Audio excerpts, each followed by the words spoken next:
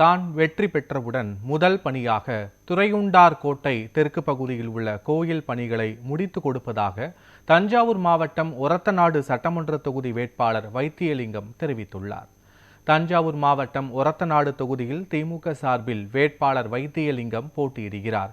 அவர் சடையார் கோவில், மூர்த்தி அம்பாள்புரம், அரசப்பட்டு உள்ளிட்ட பல்வேறு கிராம பகுதிகளில் தீவிர வாக்கு சேகரிப்பில் ஈடுபட்டார்.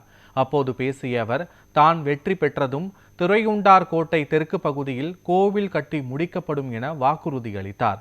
மேலும் திமுக சாதனைகளை மக்களுக்கு எடுத்து கூறியும் திமுக தேர்தல் அறிக்கையை விளக்கியும் உதயசூரியன் சின்னத்திற்கு வாக்கு சேகரித்தார். பெண்கள் நாட்டின் கண்கள் என்று சொல்வார்கள். அந்த பெண்களுடைய வாழ்வாதாரம் உயர வேண்டும் என்ற எண்ணத்தில் தான்